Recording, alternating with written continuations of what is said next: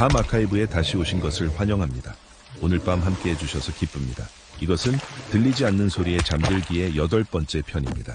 잊혀진 만남이 속삭임으로 돌아옵니다. 이 이야기가 당신의 곁을 지켜준다면 좋아요를 눌러주시고 구독해주세요.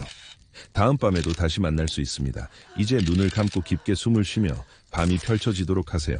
1989년 9월 27일 소련 보론에서 천문 현상이 펼쳐졌습니다. 여기서 차지해! 한 소년이 외쳤고 그의 목소리는 공원의 소음을 가르며 퍼졌습니다. 축구공이 잔디 위를 불규칙하게 튕기고 웃음소리와 작은 발소리가 뒤따랐습니다. 근처에서 부모들은 아이들이 노는 모습을 지켜보며 조용히 대화하고 있었습니다. 보론의 전형적인 가을 저녁이었습니다. 어린 시절의 평범함이 느껴지는 장면이었습니다. 그러다 갑자기 정적이 찾아왔습니다. 웃음소리가 사라지고 아이들의 시선이 하늘로 향했습니다. 나무를 넘어 올라가는 선명한 붉은 빛이 나타났기 때문입니다. 처음에는 멀리 있는 별이나 신호탄으로 생각했지만 곧 그 빛은 멈추고 중력을 거스르며 떠 있었습니다. 그 빛은 점점 더 밝아져 놀이터를 신비로운 빛으로 감쌌습니다. 대화는 중단되었고 축구공은 경이로움 속에 잊혀졌습니다. 목격자들은 나중에 그 빛과 함께한 정적이 빛 자체보다 더 깊었다고 회상했습니다. 불안한 침묵이 모인 사람들을 감쌌습니다. 엔진 소리도 바람 소리도 없었습니다. 그들 위에 떠있는 빛나는 물체는 근처 아파트 건물보다도 컸고 부드러운 저녁 하늘에 조용히 머물렀습니다. 그것은 급하게 움직이지 않았고 마치 존재 자체가 주목을 끌기 위한 것처럼 보였습니다.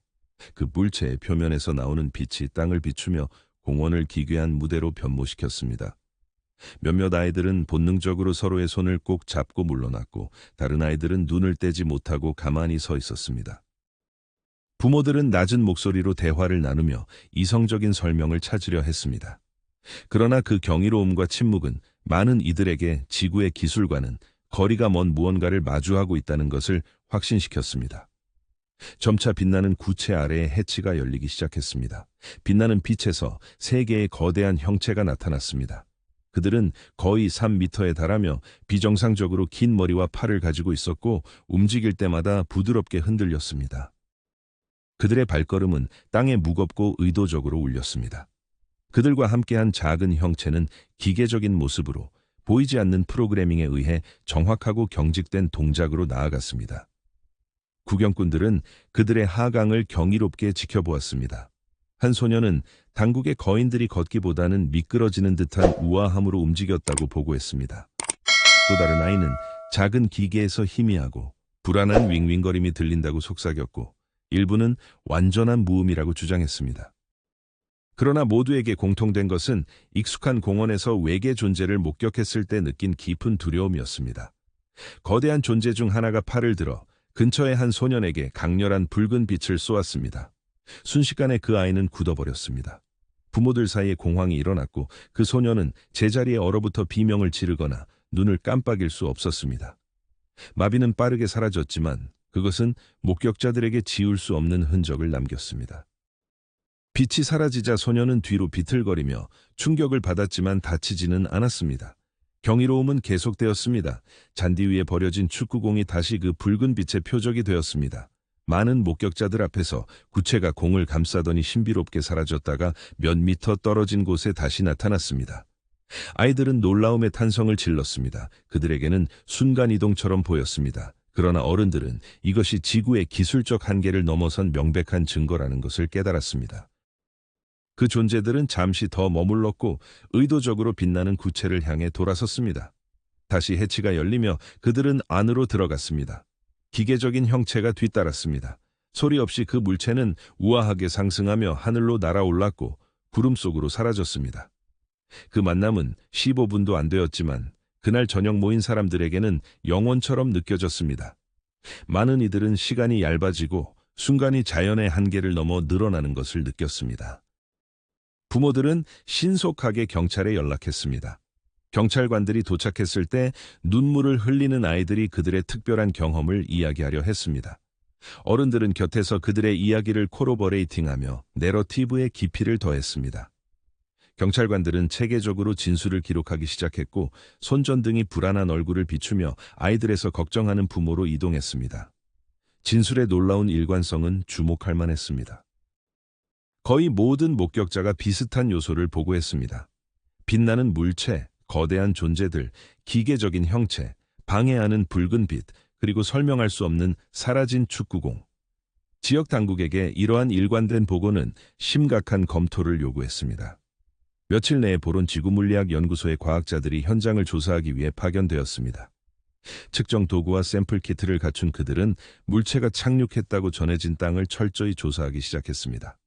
토양 샘플이 채취되고 세심하게 봉인되었습니다. 나무십과 풀잎이 조심스럽게 잘리고 라벨이 붙여졌습니다. 기록된 방사선 수치는 일반 배경 수치보다 현저히 높았습니다. 특정 토양 구역은 마치 상당한 무게가 잠시 동안 놓였던 것처럼 압축되어 보였습니다. 조사된 식물 중 일부는 말라 비틀어져 있었고 강한 에너지나 열에 노출된 흔적이 보였습니다. 공식적인 과학적 참여 수준은 이례적이었습니다. 소련이 아이들의 증언만으로 공원에 조사관을 파견한 적은 드물었습니다. 그러나 목격자들의 증언과 실질적인 물리적 증거가 결합되어 이 사건은 주목할 필요가 있다고 판단했습니다. 그리고 예상치 못한 사건이 발생했습니다. 1989년 10월 9일 전례 없는 사건이 일어난 지 이 주도차에 되지 않아 소련의 통신사인 TASS-가 보론 착륙에 대한 보고서를 발표했습니다. 이 보고서에는 빛나는 물체, 3명의 거대한 존재, 겁에 질린 아이들, 그리고 신비롭게 사라진 축구공이 포함되어 있었습니다. 심지어 현장에서 샘플을 수집한 과학자들에 대한 언급도 있었습니다. 이 발표의 중대성을 이해하려면 타스가 무엇을 의미하는지 알아야 합니다. 타스는 단순한 신문이 아니라 소련 국가의 공식 대변인이었습니다. 타스에서 전파된 정보는 최고 수준에서 승인된 것이었습니다. 따라서 타스가 보론 공원에 거대한 존재들이 내려왔다고 발표했다면 이는 정부가 그러한 특별한 정보를 공개하는 것을 허가했다는 것을 의미합니다. 서양 기자들은 이 발전에 놀랐습니다. 런던, 파리, 뉴욕의 신문들은 신속히 이 보고서를 재생산하며 타스를 출처로 인용했습니다. 수년 동안 서양 언론은 소련의 비밀 문화에 대해 비난해왔습니다. 이제 공식적인 소련의 놀라운 사건 인정이 나타났습니다. 이는 전 세계 독자들이 소련 국가의 발표를 바탕으로 UFO 사건에 대해 논의한 첫 번째 사례였습니다. 보론에서는 이후 며칠이 평소와는 다른 방식으로 전개되었습니다. 사건을 목격한 아이들은 공원에 돌아가기를 단호히 거부했습니다. 부모들은 자녀들이 불안한 꿈에 시달리며 밤에 깨는 것을 보고 걱정했습니다. 교사들은 학생들이 수업에 집중하지 못하고 빛나는 물체와 거대한 존재들을 그리는데 몰두하고 있다고 언급했습니다. 일부 성인들은 자녀들이 조롱당할까 걱정했습니다. 다른 이들은 목격자들이 침묵하도록 강요받을까 두려워했습니다. 그러나 이야기는 계속되었습니다. 타스를 통해 퍼진 이 이야기는 집단 기억에서 지워질 수 없었습니다. 과학자들의 완전한 연구 결과는 공개되지 않았지만 그들의 결론에 대한 소문은 돌았습니다. 보고서들은 방사선 수치 증가, 토양 성분 변화, 그리고 시든 식물에 대한 힌트를 주었습니다. 그러나 구체적인 세부 사항은 주류 담론에 들어오지 못했습니다. 글라스노스트가 약속한 초기의 투명성은 곧 다시 침묵으로 돌아갔습니다. 겨울이 오자 보론에 대한 언급은 거의 사라졌습니다. 공식 채널은 다른 방향으로 나아갔습니다. 그 미스터리는 계속되었습니다. 왜 소련 정부는 자신의 이미지를 그렇게 신경 쓰는 주체가 이런 이야기가 드러나도록 허용했을까요? 일부 역사학자들은 미하일 고르바초프의 글라스노스트 정신 때문이라고 주장합니다. 정보에 대한 제약이 완화되기 시작했을 때입니다. 다른 이들은 목격자 수가 부인할 수 없을 정도로 많았다고 주장합니다. 아이들, 부모들, 경찰, 과학자들로부터의 풍부한 증언이 이야기를 통제 불능 상태로 만들었을 수 있습니다. 회의론자들은 아이들이 집단 히스테리에 빠져 멀리 있는 빛을 외계 생명체의 방문과 순간 이동의 정교한 이야기로 변형시켰다고 반박했습니다. 그러나 이러한 회의론은 여러 가지 질문을 남깁니다. 관찰 가능한 토양 이상과 시든 식물 생명체를 설명하지 못합니다. 왜 타스라는 국가의 권위 있는 목소리가 이런 이야기를 발표함으로써 자신의 신뢰성을 위험에 빠뜨렸는지도 설명하지 않습니다. 그 운명의 밤 공원에 서 있었던 사람들에게 회의로는 큰 의미가 없었습니다. 그들은 풀밭을 밝힌 빛을 기억하고 있었습니다. 그들은 신비로운 존재들을 기억했습니다. 한 소년을 순간적으로 마비시킨 광선을 기억했습니다. 그리고 사라졌다가 다시 그들의 눈앞에 나타난 축구공을 기억했습니다. 수십 년이 지난 지금도 그들의 기억은 생생하며 무시당하지 않았습니다. 보론 착륙 사건은 평범한 시민들, 법 집행자들, 과학자들, 심지어 국가 기구까지 하나의 특별한 사건에 대해 통합된 드문 순간 중 하나를 의미합니다. 더 놀라운 것은 이것이 공식 채널을 통해 표현되었다는 점입니다. UFO 역사에서 이 지지가 보론을 구별짓는 요소입니다.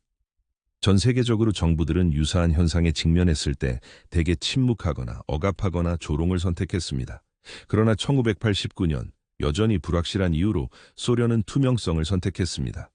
그 짧은 순간 동안 비범한 사건이 국가의 목소리를 통해 명확히 표현되었습니다. 그리고 그렇게 나타난 후 침묵이 다시 자리를 되찾았습니다. 2006년 10월 태국 치앙라이에서의 공중 구체 사건으로 빠르게 넘어갑니다. 7번째 구체가 나타나자 거의 모든 마을 사람들이 밖에 모였습니다. 식사는 테이블 위에 잊혀졌고 아이들은 장난감을 땅에 버렸으며 농부들은 맨발로 논에서 도구를 쥐고 서 있었습니다. 위에서 떠 있는 것은 삶 자체를 정지시킨 듯 했습니다. 첫 번째 빛은 해질 무렵 쌀밭 위에 나타났습니다. 처음에는 마을 사람들이 근처 축제의 랜턴이라고 생각했습니다. 북부 태국에서는 10월의 밤하늘로 떠오르는 랜턴을 보는 것이 익숙한 일이었고 특히 롯크라통 축제가 다가오고 있었습니다. 그러나 몇 초 후 이것이 평범한 랜턴이 아니라는 것이 분명해졌습니다. 빛은 깜빡이지도 흔들리지도 않았습니다. 그 밝기는 일정하고 고요하며 완벽한 둥글기를 유지했습니다. 곧 두 번째 구체가 나타났고 이어서 또 다른 구체가 생겨나면서 7개의 빛나는 구체가 계곡 위에 떠올랐습니다. 각각의 구체는 직경이 1m에서 2m 사이로 추정되며 따뜻한 오렌지 금빛 광채를 발산했습니다. 그들은 정밀하게 조종되며 마치 보이지 않는 손에 의해 이끌리는 듯한 형성으로 이동했습니다. 목격자들은 이 구체들이 생명력을 가진 것처럼 보였다고 전했습니다. 그들의 빛은 부드럽게 맥동하며 호박색으로 어두워졌다가 다시 흰색으로 밝아지며 마치 숨 쉬는 리듬을 연상케 했습니다. 어떤 마을 사람들은 가슴에서 부드러운 진동을 느꼈다고 주장했습니다. 소리라기보다는 압박감이 빛과 함께 느껴졌습니다. 한 선생님은 오토바이를 타고 가다가 도로에서 멈춰 서서 하늘을 바라보았습니다. 그녀는 나중에 그 빛들이 일종의 춤을 추는 것처럼 보였다고 설명했습니다. 한 노인은 랜턴이라는 제안에 고개를 흔들며 어릴 적부터 랜턴을 켜왔고 그 본질을 이해한다고 말했습니다. 랜턴은 바람에 떠다니지만 이 구체들은 바람을 거스르며 공중에서 멈추고 방향을 바꾸는 듯했습니다. 구체들이 나무 꼭대기로 내려오자 분위기가 확연히 달라졌습니다. 반사된 빛이 물이 고인 논 위에서 반짝였습니다. 농부들은 본능적으로 물러났고 아이들은 부모의 곁에 꼭 붙어 있었습니다. 여러 목격자들은 나중에 구체들이 자신들을 지켜보고 있는 것 같은 느낌을 받았다고 고백했습니다. 그 시점에서 수백 명의 구경꾼들이 도로와 들판에 모여 있었습니다. 사람들의 속삭임은 점차 불안한 침묵으로 바뀌었습니다. 그러자 당국이 도착했습니다. 경찰차가 들어오고 그 헤드라이트가 군중을 비추었습니다. 경찰관들은 처음에는 싸움이나 소란을 예상하고 나왔지만 하늘을 바라보며 마을 사람들이 본 것을 목격했습니다. 그들은 조용히 이야기를 나누며 메모장을 닫았습니다. 이후 대화에서 한 경찰관은 처음에는 이 이야기를 무시하려 했지만 자신이 목격한 현실을 부정할 수 없었다고 인정했습니다. 그것은 헬리콥터도 랜턴도 아니었다고 그는 말했습니다. 전혀 다른 것이었고 상황의 중대성을 인식한 경찰은 상급 당국에 연락했습니다. 치앙라이가 라오스와 미얀마의 국경 근처에 위치해 있어 어떤 미확인 공중 활동도 특히 민감한 문제였습니다. 밀수범과 규제되지 않은 국경 통과는 항상 심각한 문제로 남아 있었습니다. 하늘에서의 어떤 설명할 수 없는 사건은 군의 조사가 필요했습니다. 9시까지 태국 왕립공군이 이 소란에 대해 경고를 받았습니다. 군인들은 망원경을 들고 마을 사람들 사이를 지나가며 더 나은 관찰 지점을 찾았습니다. 그들의 렌즈를 통해 구체들은 더욱 신비로운 행동을 드러냈습니다. 두 개의 구체가 멀어졌다가 다시 하나의 더 밝은 빛으로 합쳐졌다가 몇 초 후에 다시 분리되었습니다. 다른 빛들은 느리고 의도적인 나선형으로 춤추며 서로 간의 정확한 거리를 유지하는 듯했습니다. 훈련된 군인들의 눈에는 이러한 움직임이 무작위로 보이지 않았고 하늘에서 조용한 조정 훈련이 펼쳐지고 있는 듯한 특징을 보였습니다. 결국 정찰 헬리콥터를 배치하기로 결정했습니다. 도착하기 훨씬 전부터 마을 사람들은 그 존재를 감지했습니다. 로터블레이드의 리드미컬한 소리가 계곡을 가득 채우며 밤의 개구리와 귀뚜라미 소리를 압도했습니다. 헬리콥터가 서쪽에서 날아오며 그 스포트라이트가 논 위를 가로지르는 아크를 만들어냈습니다. 이에 구체들은 갑작스러운 반응을 보였습니다. 그중 3개가 엄청난 속도로 위로 솟구쳐 별빛 속으로 사라졌습니다. 다른 구체들은 가만히 있었습니다. 그러다 하나의 구체가 다가오는 헬리콥터를 향해 가속했습니다. 목격자들은 숨을 죽이며 그 빛이 어둠을 가르며 놀라운 속도로 날아가는 것을 보았습니다. 충돌할 것 같은 순간 그것은 갑자기 멈춰 헬리콥터 앞에서 정지한 채로 머물다가 헬리콥터의 능력을 초월하는 각도로 속도를 내며 사라졌습니다. 군중은 외침과 비명으로 터져나왔습니다. 헬리콥터는 급격하게 방향을 틀며 넓은 회전을 했고 그 탐색 조명이 아래의 들판을 비추었습니다. 조종사의 기분은 불안한 듯 보였고 추적을 계속하는 것이 위험할 수 있다는 사실을 깨닫는 듯 했습니다. 2번째 비행 후 헬리콥터는 밤으로 물러났고 그 블레이드 소리는 마을 사람들의 귀에서 점차 사라졌습니다. 구체들은 다시 신비로운 공연을 시작했습니다.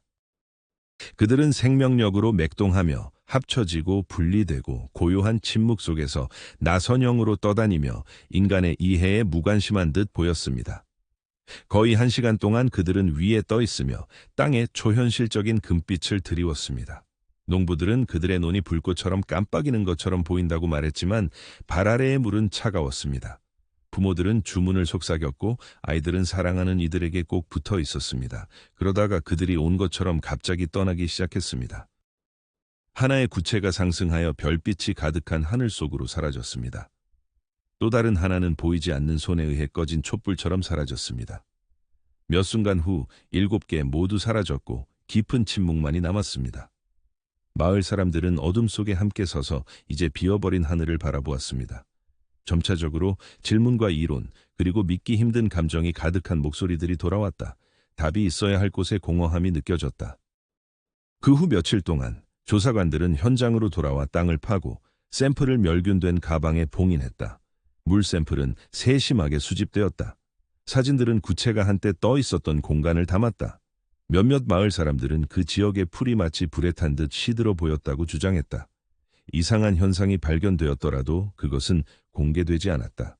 태국 공군은 이상한 공중의 빛을 목격했다고 간단히 발표했다. 삶은 다시 시작되었지만 그 밤의 기억은 여전히 남아 있었다. 아이들은 하늘을 바라보며 구체의 귀환을 기대했다. 선생님들은 학생들이 그 신비로운 밤에 대해 소곤소곤 이야기하는 것을 주목했다. 농부들은 그들의 밭 위로 황금빛이 맥동하듯 퍼졌던 경험을 회상했다. 경찰은 질문을 피해가며 사적으로는 여전히 혼란스럽다고 인정했다. 헬리콥터 조종사는 인터뷰 요청을 모두 거절했다. 태국 언론은 이 현상에 대해 잠시 보도했지만 곧 침묵에 빠졌다. 설명할 수 없는 빛이 전통과 얽혀있는 문화 속에서 치앙라이의 구체들은 신화와 전설의 영역으로 자연스럽게 스며들었다. 회의론자들은 그들만의 해석을 제시했다. 어떤 이들은 드론이라고 주장했지만 2006년 당시 태국 농촌에서 드론 기술은 드물고 그렇게 정교하게 조정된 조용한 비행이 불가능했다. 다른 이들은 대기 반사나 구름 번개를 제안했지만 어떤 현상도 빛이 합쳐지고 분리되며 대형 헬리콥터에 접근하는 것을 충분히 설명할 수 없었다. 랜턴이라는 생각은 완전히 무시되었다. 마을 사람들은 그 생각에 웃으며 자신들이 랜턴에 익숙하다고 주장했다. 그들에게 중요한 것은 이론이 아니라 기억이었다. 그들은 밭을 감싸던 정적을 기억했다. 그들은 논 위로 퍼져나갔던 용암 같은 빛을 기억했다.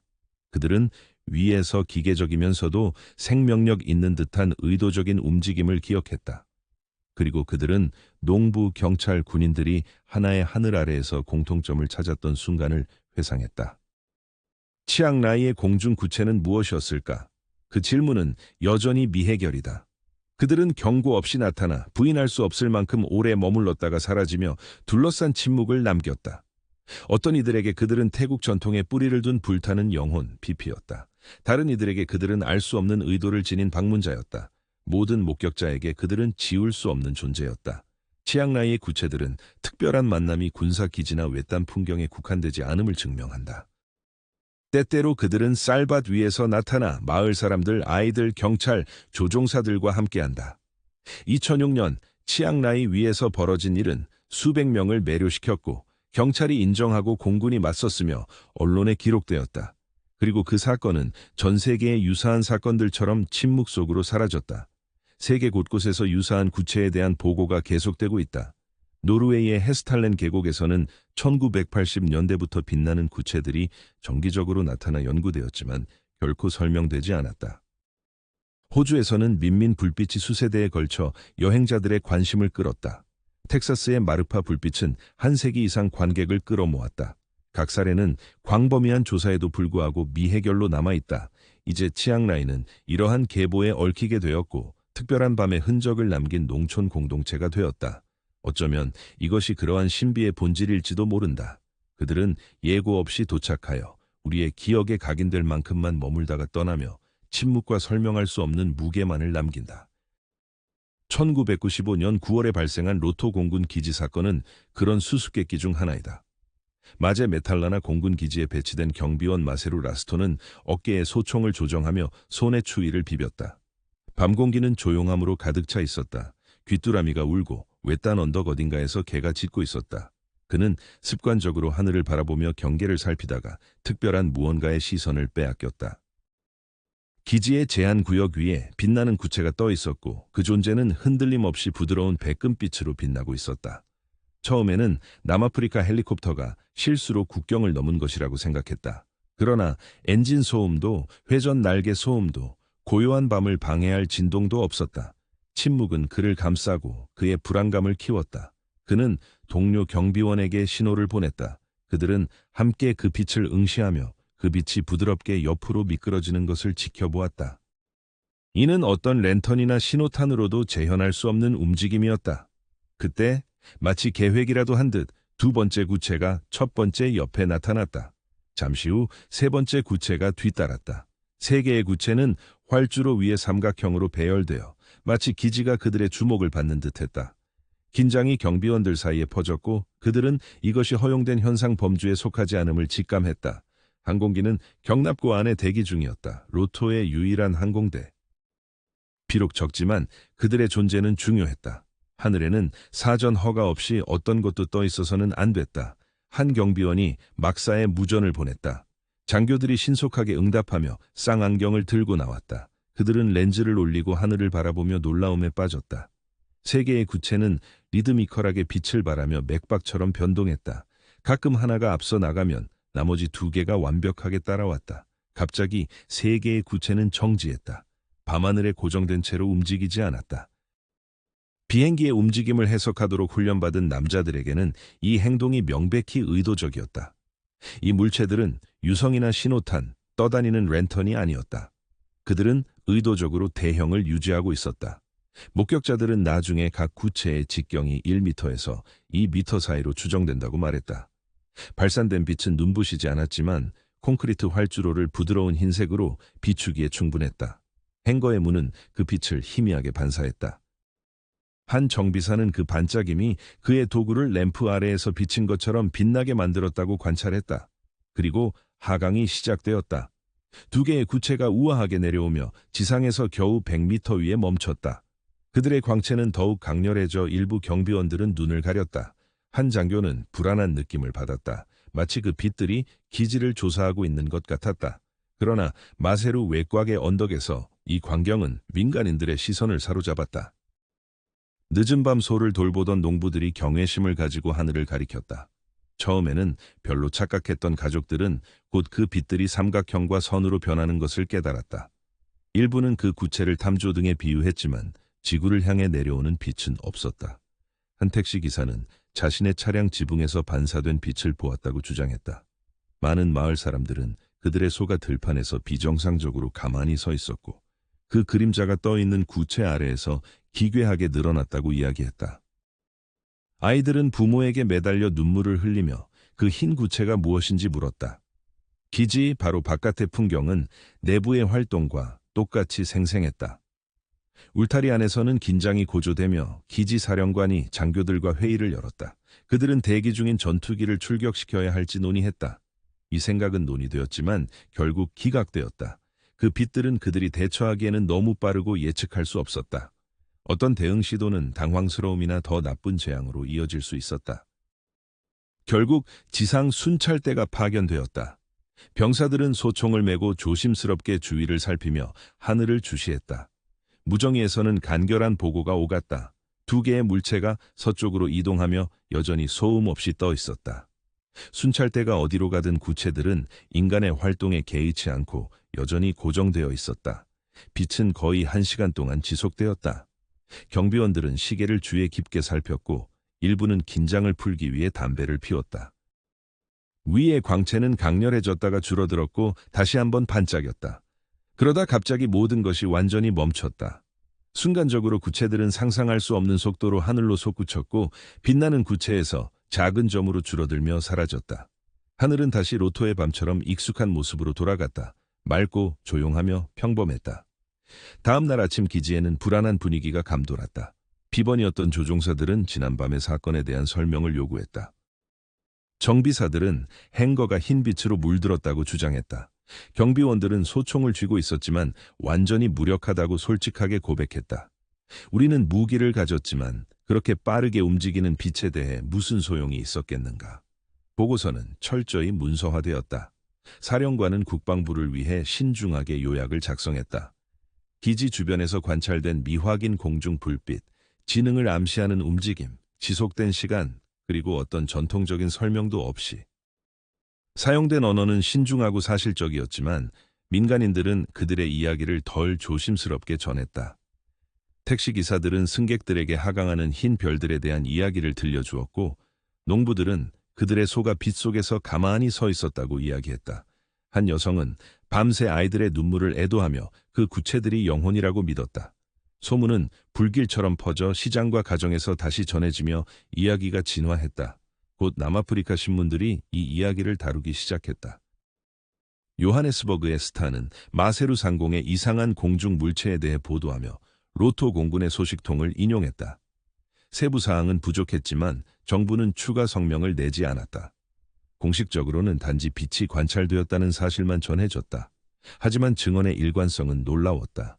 경비원, 장교, 마을 사람들, 민간인 모두 비슷한 증언을 했다. 구형의 빛, 조용하고 꾸준히 빛나며 완벽한 대형으로 이동하고 불가능한 속도로 하늘로 사라졌다. 한 장교는 개인적으로 기지의 비행기를 출격시키는 것을 고민했지만 다시 생각했다. 우리는 스스로를 부끄럽게 만들었을 것이라고 그는 털어놓았다. 그들은 우리가 가진 것보다 더 빨랐다. 우리는 그저 서서 지켜볼 수밖에 없었다. 국가의 공중 공간을 보호하기 위해 설계된 기지에서 그 사실은 불안한 것이었다. 그 후 며칠 동안 국방부의 조사관들이 조용히 도착했다. 경비원들은 질문을 받았고 장교들은 그들의 관찰을 설명하라는 요청을 받았다. 일부는 레이더 로그를 보여주었다고 기억했지만 그 결과는 결코 그들에게 공개되지 않았다. 토양 샘플이 경계 너머에서 수집되었지만 공식 보고서는 나오지 않았습니다. 그 사이의 이야기는 사람들 사이에서 계속 돌았습니다. 아이들은 선생님에게 빛나는 구체에 대한 이야기를 전했습니다. 농부들은 이 현상이 영혼의 징후인지 기계적인 것인지 논의했습니다. 노인들은 이것이 징조라고 주장하며 다가올 사건의 예고라고 했습니다. 다른 사람들은 이것이 방문이라고 주장하며 하늘에는 인류가 만든 것 이상이 있다고 말했습니다. 기지에서는 이 사건이 좀처럼 언급되지 않는 주제가 되었지만 기억 속에 영원히 새겨졌습니다. 조종사들은 그 구체들이 라소의 하늘을 지배하는 능력을 가지고 있다고 농담했습니다. 정비사들은 마치 조명에 의해 비춰진 것처럼 보였던 경납고를 회상했습니다. 경비원들은 소총을 움켜잡으며 갑자기 그 무기들이 무의미하게 느껴졌다고 고백했습니다. 회의론자들은 신호탄으로 설명하려 했지만 신호탄은 1시간 동안 조용히 떠다니지 않으며 동기화된 패턴으로 움직이지도 않습니다. 대안 이론으로는 남아프리카에서 온 헬리콥터를 제안했지만 헬리콥터는 소음을 내며 이 빛들은 어떤 소리도 동반하지 않았습니다. 기상현상으로 설명하려 했지만 유성은 비행 중에 멈추지 않고 맥동하며 대기로 상승하지 않습니다.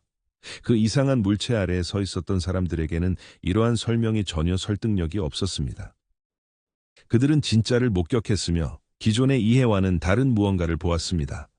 로토 공군은 사건에 대한 초기 인정 외에는 침묵을 지켰습니다. 보도 브리핑도 후속 보고서도 설명도 없었습니다. 사건은 마치 일어나지 않은 것처럼 침묵의 장막에 둘러싸였습니다. 그러나 기억은 지속되었습니다. 주변 언덕에 있는 가족들은 그들의 밭이 희미하게 빛났던 것을 기억했습니다. 아이들은 부모의 얼굴에 새겨진 두려움을 떠올렸습니다. 택시 기사들은 승객들이 고개를 쳐들고 구경하던 모습을 이야기했고, 군인들은 자국의 유일한 공군 기지의 활주로에 서서 설명할 수 없는 빛을 바라보았던 기억을 떠올렸습니다. 로토 공군 기지 사건은 남아프리카에서 가장 주목할 만한 UFO 사건 중 하나로 남아 있습니다. 군인과 민간인이 같은 비범한 현목격자가 되었던 밤, 어떤 권위도 이를 설명할 수 없었습니다. 빛들은 예고 없이 나타났습니다. 하늘을 지키기 위해 설계된 기지 위에 떠 있었습니다. 그들은 오래도록 머물며 집단 기억 속에 새겨졌습니다. 그리고 갑자기 사라졌습니다. 고요 속으로 물러났습니다. 루는 이 이야기가 소문 속으로 스며들었다고 생각했습니다. 세월이 흐르며 조용히 전해졌고 공식 기록에는 남지 않았습니다. 그러나 그것을 경험한 사람들, 망원경을 든 경비원, 밭에 있는 마을 사람들, 문턱에 앉아있는 아이들에게는 여전히 생생하고 부인할 수 없으며 설명할 수 없는 기억으로 남아 있습니다. 로토 공군 기지 사건은 고립된 사건이 아닙니다. 전 세계적으로 유사한 만남이 같은 주제를 공명합니다. 민감한 지역 위에 떠있는 조용한 구체들, 정밀하게 움직이다가 갑자기 하늘로 상승하는 모습들. 노르웨이의 헤스틴 계곡에서는 수십 년 동안 빛나는 구체들이 관찰되고 기록되었습니다. 호주에서는 민민빛들이 아웃백을 여행하는 이들에게 수수께끼가 되었습니다.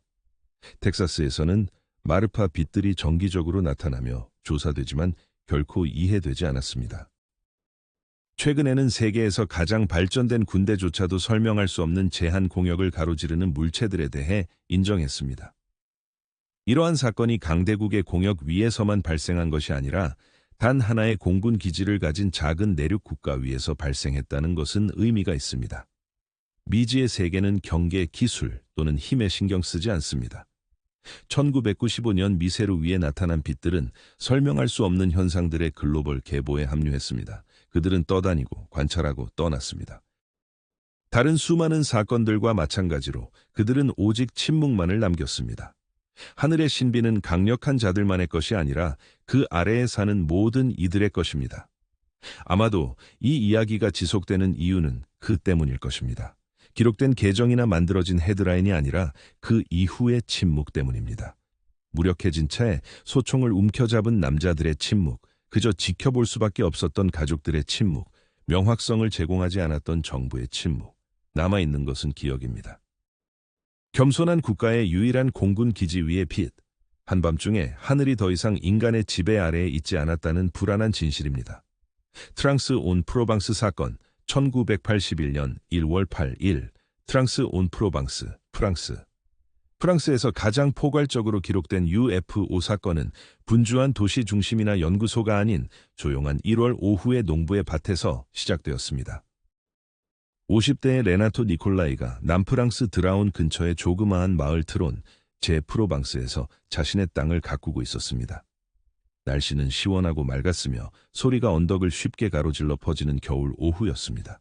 니콜라이는 돌 테라스 벽을 수리하고 있었는데 갑자기 이상한 소음이 고요함을 깨뜨렸습니다. 그것은 제트기 소음도 농기계의 윙윙거림도 아니었습니다. 대신 희미하고 거의 비현실적인 소리. 그는 나중에 압축 공기가 풀리는 소리나 전기 변압기의 고음과 비슷하다고 묘사했습니다. 그 소리가 그를 중단시키기에 충분했습니다. 손에 쥔 돌을 멈추고 하늘을 올려다보았습니다. 그의 재산을 둘러싼 나무들 위로 뭔가 금속성의 물체가 하늘을 가로질러 움직이고 있었습니다. 그것은 타원형의 형태로 회색을 띠며 꾸준하고 의도적인 움직임으로 미끄러졌습니다. 니콜라이는 즉시 비행기일 가능성을 배제했습니다. 그와 함께하는 우르르 쾅쾅한 소음이 없었기 때문입니다. 비행기 자국은 보이지 않았고 헬리콥터일 수도 없었다. 회전 날개도 바람도 맥동하는 날개도 없었다. 그 비행체는 부드럽게 내려오며 나무 사이를 지나 그의 밭 바로 위에서 멈췄다. 니콜라이의 심장이 빨리 뛰기 시작했다. 맑은 낮에 그가 서 있는 곳에서 불과 50m 떨어진 곳에서 물체는 매끄럽게 땅으로 내려왔다. 잠시 땅에 닿았다. 기계적인 정밀함으로 땅에 놓였다. 니콜라이는 둔탁한 회색 표면을 알아차렸다. 두꺼운 테두리가 바닥을 둘러싸고 있었고 식별 가능한 특징은 없었다. 창문도 표식도 배기도 없이 조용히 그의 밭에 앉아있는 타원형 금속 기계였다. 그것은 1분도 차에 머물지 않았다. 부드러운 슉슉 소리와 함께 다시 올라갔다. 먼지가 공중으로 휘날리고 잔디는 떠나는 힘에 눌렸다. 그 물체는 주변 나무 위로 솟구쳐 올라가며 놀라운 속도로 사라졌다. 잠시 동안 니콜라이의 몸은 얼어붙었다. 오후는 다시 고요해졌고 멀리서 매미 소리가 희미하게 들렸다. 그러나 그가 밭을 바라보았을 때 그의 만남의 증거는 분명했다. 비행체가 놓인 잔디에는 뚜렷한 어두운 자국이 남아 있었다. 흙은 완벽한 원형으로 압축되어 뭔가 실질적이고 뜨거운 것이 접촉한 흔적을 남겼다. 니콜라이는 공상에 빠지지 않는 실용적인 농부였다. 그는 설명할 수 없는 이야기보다는 자신의 땅에 헌신했다. 그럼에도 불구하고 확실한 증거는 그를 행동하게 만들었다. 그날 저녁 그는 마을로 가서 지역 제어 마리 제알 마리에를 방문했다. 차분한 태도로 과장 없이 경험의 세부 사항을 이야기했다. 그는 만남의 내용을 정리한 서면 진술서를 제출했다. 대략 2미터 크기의 회색 타원형 금속 물체가 그의 밭에 1분도 차에 머물지 않고 착륙했다는 내용이었다. 그는 그것의 출처에 대해 추측하지 않았고 빛이나 존재, 메시지에 대한 설명을 피하고 대신 감각이 기록한 구체적인 현실에 집중했다. 제어 마리 사람들은 주에 깊게 들었다. 1980년대 초 프랑스는 이미 이상한 공중 현상을 기록하는 시스템을 도입했다. 보고서는 철저히 수집되고 문서화되었으며 필요할 경우 상위 기관으로 전달되었다. 곧 니콜라이의 진술은 그가 예상한 것보다 더 멀리 퍼졌다. 며칠 후 조사자들이 그의 농장을 방문했다. 그들은 현장을 철저히 기록하고 사진을 찍고 니콜라이를 재인터뷰하며 그의 진술을 서면 기록과 교차 검증했다. 그는 일관된 이야기를 유지했고 그의 태도는 조사자들에게 깊은 인상을 주었다. 그는 유명세에 관심 없는 성실한 남자였다. 사건은 GEPAN 그룹으로 넘어갔다. GEPAN은 1977년 CNES 내에 설립된 비정체 항공현상 연구그룹이다. 프랑스 우주국은 세계 무대에서 독특한 존재였다. 많은 나라가 UFO 보고서를 단순한 호기심으로 치부했지만 프랑스는 이러한 현상을 연구하기 위해 정부 지원의 과학자 단위를 만들기로 선택했다. 트란송 프로방스에 도착한 지판 조사자들은 니콜라이의 밭을 범죄 현장처럼 면밀히 조사했다. 그들은 원형에서 흙 샘플을 조심스럽게 추출해 보호 용기에 봉인했다. 잔디와 다양한 식물도 잘라내어 세심하게 라벨을 붙이고 분석을 위해 가져갔다. 사진은 모든 각도를 포착했다. 원의 지름, 깊이, 니콜라이의 테라스 벽과의 거리 등을 정밀하게 측정했다. 니콜라이 자신은 일련의 질문에 직면했고 매번 일관되게 자신의 경험을 이야기했다. 조사자들은 결국 그를 신뢰할 수 있는 출처로 판단했다. 실험실로 돌아가자 샘플들은 놀라운 이야기를 풀어냈다. 흙의 상층은 갑작스럽고 무거운 존재에 의해 압축된 것으로 보였다. 점토 구조는 미세한 변화가 있었고 짧고 강렬한 열에 노출된 것처럼 보였다. 식물들은 더욱 흥미로운 이야기를 전했다. 원안의 잔디와 잡초는 엽록소 수준이 감소하고 세포 구조가 손상된 것으로 나타났다. 생물학자들에게는 식물들이 전자기 방사선의 폭발에 의해 스트레스를 받았던 것으로 보였다. 원 밖에서 채취한 대조 샘플에서는 이러한 이상 현상이 전혀 나타나지 않았다. 신중하고 과학적으로 측정된 용어로 GPAN은 이 장소가 정체불명의 항공 차량의 착륙과 일치하는 물리적 증거를 지니고 있다고 결론지었다. 사건 소식은 마을에 빠르게 퍼졌다. 이웃들이 니콜라이의 농장으로 몰려들어 자국을 직접 보려 했다. 어떤 이들은 단순한 호기심으로, 다른 이들은 중요한 증거로 여겼다. 니콜라이에게 이 만남은 명성보다는 혼란을 의미했다. 그는 공개적인 주목을 원하지 않았지만 그의 밭은 의도치 않게 역사상 가장 철저히 조사된 UFO 사건 중 하나에 초점이 되었다. 원형 자국은 결국 푸른 잔디에 의해 사라졌지만 과학적 보고서는 남아 있었다. 1980년대 중반까지 트란송 프로방스 사건은 국제 학술 문헌에 포함되었다. 전 세계의 UFO 연구자들은 이를 개인의 기억이나 사진에만 의존한 수많은 사례와 뚜렷하게 구별되는 주요 사례로 언급했다. 이 사건은 구체적인 데이터, 흑화학, 식물 생물학, 정밀한 측정 및 공식 문서를 자랑했다. 그 사건은 단순한 목격자의 증언을 넘어섰습니다. 과학적 기록으로서의 의미를 지녔죠. 프랑스 언론은 이 사건에 대해 최소한의 보도를 했지만 해외에서는 훨씬 더 큰 관심을 끌었습니다. 미국과 영국의 연구자들은 이를 UFO 흔적 사건의 기준으로 삼았습니다. 유럽 전역에서 열린 컨퍼런스에서는 간의 조사가 자주 인용되었고, 정부가 이러한 발견을 발표한 것은 드문 일임을 강조했습니다. 회의론자들은 이 사건을 합리화하려고 했습니다. 어떤 이들은 농기계에서 나온 흔적일 수 있다고 주장했지만 압축 패턴과 일치하는 타이어 자국은 없었고 니콜라이도 기계의 존재를 단호히 부인했습니다. 다른 이들은 헬리콥터일 것이라고 했지만 헬리콥터는 소음과 로터 바람, 화학 잔여물을 남기는데 그런 것은 없었습니다. 몇몇은 니콜라이가 이야기를 조작했다고 비난했지만 식물에서 발견된 생화학적 이상은 통제된 실험실 조건에서 확인된 바 속임수로 설명될 수 없었습니다.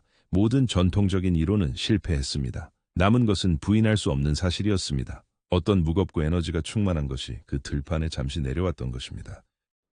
트론존 프로방스 사건은 고립된 사건이 아니었습니다. 전 세계의 연구자들은 UFO가 남긴 흔적을 기록한 유사한 사건들을 문서화했습니다. 1964년 뉴멕시코의 소코로에서 경찰관 론니 자모라가 도로 근처에 착륙한 타원형 비행체를 보고 그곳에서 태운 땅과 그을린 식물이 남았다고 보고했습니다. 1971년 캔자스의 델로스에서 한 농부와 그의 가족은 빛나는 물체를 목격했고 그 물체는 나중에 특이한 성질로 분석된 건조한 땅에 고리 모양 패치를 남겼습니다. 노르웨이의 헤스달렌 계곡에서는 1980년대 초부터 반복적으로 촬영된 빛나는 구체들이 과학적 도구로 측정되었고 프랑스에서 수집된 데이터와 유사한 정량적 데이터를 제공했습니다. 이 사건들은 대륙을 넘어 서로를 반영했습니다. 조용한 비행체, 원형의 흔적, 태운 땅, 손상된 식물. 같은 패턴이 전 세계에서 반복되었습니다. 프랑스가 다른 나라와 구별되는 점은 GPS 세심한 접근 방식이었습니다. 많은 나라가 이러한 보고를 무시하는 동안 프랑스는 과학자들을 현장에 파견하고 증거를 수집하며 깊이 있는 결론을 발표했습니다. 트론존 프로방스에서의 사건은 역사상 가장 잘 문서화된 UFO 목격 중 하나로 남아 있습니다. 그 비행체는 소리 없이 도착했고 조용히 떠났지만 그곳에 남긴 땅은 여전히 그 흔적을 기억하고 있습니다. 아마도 이것이 트론 프로방스 사건이 집단 기억에 새겨진 이유일 것입니다. 무분별한 추측이나 근거 없는 소문 때문이 아니라 사건 이후의 깊은 침묵 때문입니다. 한 농부는 자신의 땅으로 돌아갔고 이웃들은 속삭였지만 잊으려 서두르지 않았으며 과학자들은 설명할 수 없는 이상을 측정했다고 인정했습니다. 남아있는 것은 뚜렷한 현실입니다. 땅의 원형, 지친 식물들, 그리고 겨울 하늘을 가로지르는 희미한 소음의 메아리. 그 현상은 단순히 위에 떠 있는 것이 아닙니다. 내려와서 지울 수 없는 흔적을 남기고 아무 말 없이 떠납니다. 그리고 소년의 임무 사건이 있었습니다. 1959년 6월 26일 파푸아뉴기니에서 한 성공회 선교사가 손을 하늘로 들어 올렸고 거의 40명의 목격자들 앞에서 떠 있는 비행체의 한 인물이 그 제스처에 화답했습니다. 모인 사람들 사이에 놀라움의 숨소리가 퍼졌습니다. 아이들은 부모에게 매달렸고 교사들은 믿을 수 없는 눈빛을 교환했으며 간호사들은 하늘을 가리키며 모두 그 장면에 매료되었습니다. 그들 위에는 넓은 원반 모양의 비행체가 떠 있었고 황혼의 배경과 대조를 이루며 빛났습니다. 그 표면 위에는 4명의 인물이 서 있었고 그들의 윤곽은 빛나는 비행체와 대조를 이루며 어떤 작업에 몰두하는 듯 움직였습니다. 하늘의 신비로운 점에서 시작된 것이 훨씬 더 이상한 현실로 발전했습니다. 그들은 인간의 시선을 인식하는 듯 보였습니다. 저녁은 평화롭게 시작되었습니다. 멜버른에서 온 성공회 선교사 윌리엄 부스길이 보야니 기지에서 다가오는 설교를 준비하고 있을 때 그는 지평선 아래 밝은 물체를 발견했습니다. 처음에는 그것이 파푸아뉴기니 하늘을 밝히는 친숙한 금성이라고 생각했습니다. 하지만 그 빛은 내려가고 미끄러지며 별이 할 수 없는 방식으로 움직였습니다. 그는 호기심을 느끼고 몇몇 사람들을 밖으로 불렀습니다. 선교 학교의 교사들, 클리닉의 간호사들, 그리고 마을 사람들이 모여 하늘을 바라보았습니다. 물체가 가까워지자 그 형태는 분명해졌습니다. 목격자들은 부드러운 빛을 발하는 넓고 금속성의 원반을 묘사했습니다. 위쪽에는 평평한 갑판이 나타났고 관찰자들이 4명의 인물의 실루엣을 볼 수 있을 만큼만 조명이 비추어졌습니다. 그들의 움직임은 의도적이었고 보이지 않는 도구를 조정하는 듯 팔을 굽히고 돌리고 들어 올렸습니다. 그들의 비율은 인간형을 연상시켰습니다. 거대한 존재도 작은 존재도 아니었지만 그들의 행동은 계산되고 조화로웠습니다. 모두가 그 이상한 비행체에 매료되어 있었습니다. 길은 침착하면서도 강한 호기심을 느끼고 인물들이 관찰자들을 인식하는지 확인하고자 했습니다. 서서히 팔을 들어 올려 손을 흔들었습니다. 놀랍게도 갑판 위에 한 인물이 그의 제스처를 따라 손을 흔들었고 모인 사람들 사이에 숨소리가 터져 나왔습니다. 몇몇은 손가락으로 가리키고 다른 이들은 믿을 수 없다는 듯 중얼거렸습니다. 반응에 고무된 길은 다시 한번 손을 흔들었습니다. 다시 그 인물이 화답했습니다. 곧 다른 이들도 함께 팔을 들어 올리기 시작했고 그 반응은 계속되었습니다. 이 교감은 몇 분 동안 지속되었고 덧없는 환상이나 빛의 속임수가 아닌 실질적인 만남이었습니다. 아이들이 그것을 목격했고 교사들이 그것을 인정했으며 간호사들과 마을 사람들이 그 순간을 기록했습니다.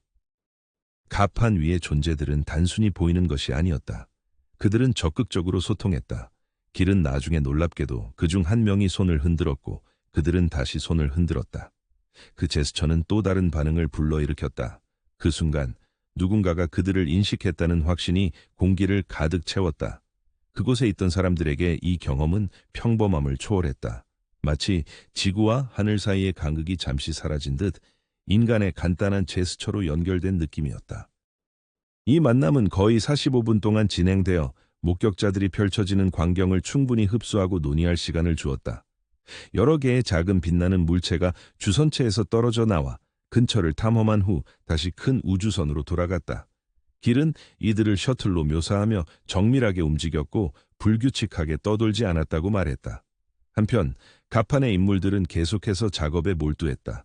때때로 그들은 조정을 위해 앞으로 몸을 기울였고 다른 순간에는 관찰을 위해 가만히 서 있었다.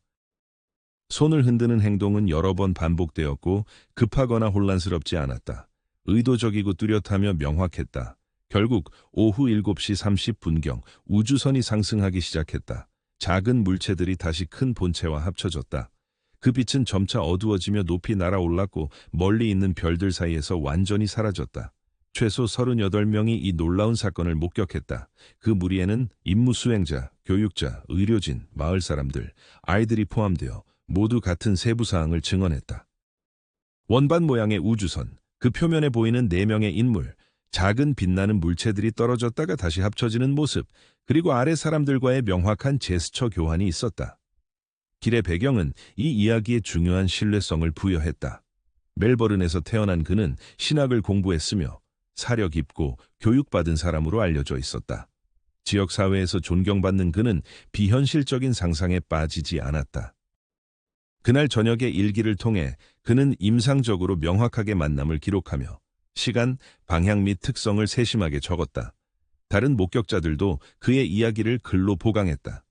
교사들은 그 인물들이 작업에 몰두하며 앞으로 몸을 기울였다고 회상했고 간호사는 반복된 손 흔들기를 확인했다. 아이들은 그 존재들이 팔을 들어 올릴 때마다 놀라운 숨소리로 가득 찬 마당을 생생하게 기억했다. 거의 40명의 목격자들이 공유한 세부 사항의 일관성은 드물었다.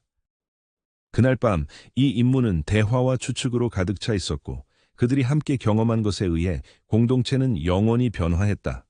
아이들은 그 인물들의 제스처를 기쁘게 따라했고 어른들은 낮은 목소리로 대화했다. 길은 그의 일기의 모든 세부 사항을 세심하게 기록했다. 다음 날 그는 원반, 갑판, 신비한 인물들의 스케치를 포함한 공식 보고서를 작성하기 시작했다. 이 보고서는 교회 경로를 통해 파푸아 뉴기니의 호주 당국에 전달되었고 결국 호주 왕립 공군에 도달했다. 무시당하기는커녕 이 사건은 주목을 받았다. 호주로 돌아온 길은 정보 요원들에 의해 인터뷰를 받았고 그들은 그의 일기와 스케치를 면밀히 조사하며 다른 목격자들에게 질문했다. 공식 요약은 이 사건을 많은 목격자들이 관찰한 설명할 수 없는 공중현상으로 분류하며 조작의 가능성은 없었다. 대신 이 사건은 조용히 기록으로 남겨졌다. 몇 년 후 연구자들이 공개된 문서에 접근했을 때 그들은 조사 과정의 사실적인 성격에 놀랐다. 이는 단순한 소문이나 민속이 아니라 정부 기록에 보존된 세심하게 기록된 사건이었다. 시간이 지나면서 회의론자들은 다양한 대안을 제시했다. 어떤 이들은 목격자들이 금성을 비행기로 착각했다고 이론을 세웠다. 하지만 금성은 지평선 위에 낮게 떠 있지 않으며 작은 물체를 방출하지도 않고 손을 흔드는 인간과 유사한 형상을 보여주지 않는다. 다른 이들은 비행기일 수 있다고 제안했다. 그러나 1959년에는 거의 1시간 동안 조용히 떠 있을 수 있는 비행기나 헬리콥터가 존재하지 않았고 갑판에서 보이는 인물들을 드러낼 수 있는 것도 없었다. 대규모 환각의 개념도 제기되었다. 하지만 환각은 다양한 연령과 배경을 가진 40명의 개인이 동시에 나타나지 않으며 각자가 독립적으로 같은 세부 사항을 설명하지 않는다.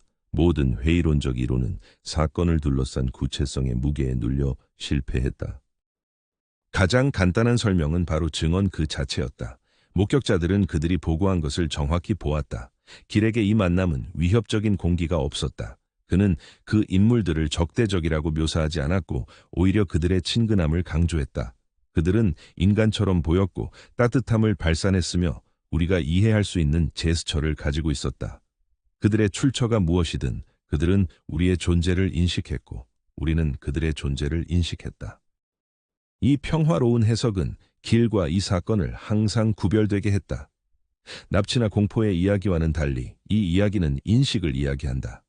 두 그룹이 하늘의 넓은 간극을 가로막고 서로를 바라보며 손을 흔들었다. 보이와 아이 임무 사건은 UFO 목격 중에서 세 번째 종류의 근접 접촉으로 구별된다. 단순한 하늘의 불빛을 넘어 식별 가능한 존재가 포함되었다. 그리고 이는 고립된 사건이 아니었다. 1955년 켄터키의 가족들은 두려운 밤에 그들의 농가에 다가오는 작은 존재들을 보고했다. 1965년 프랑스 발레놀에서 농부 모리스 바스는 그의 라벤더 밭 근처에 착륙한 우주선 옆에 두 인물을 보았다고 주장했다. 1989년 소련의 보론에서 수많은 아이들과 어른들이 착륙한 우주선에서 나오는 거대한 인물들을 목격했다고 이야기했다. 각 계정은 논란을 일으켰지만 모두 공통된 주제를 가지고 있었습니다. 그들은 목격자들과 관찰되었고 때로는 상호작용도 있었습니다. 소년과 나는 그 명확성과 고요함 덕분에 특별했습니다. 히스테리나 혼란이 없었고 단순한 제스처의 교환이 거의 40명에 의해 목격되었습니다. 이는 이러한 만남이 초능력자나 군사기지에 국한되지 않음을 보여주었습니다. 이런 일은 외딴 마을에서도 발생할 수 있으며 교사, 아이들, 선교사들이 관련되어 있었고 쉽게 무시할 수 없는 증언을 남겼습니다. 보야니 미션의 만남은 20세기 가장 독특하고 지속적인 UFO 사건 중 하나로 남아 있습니다.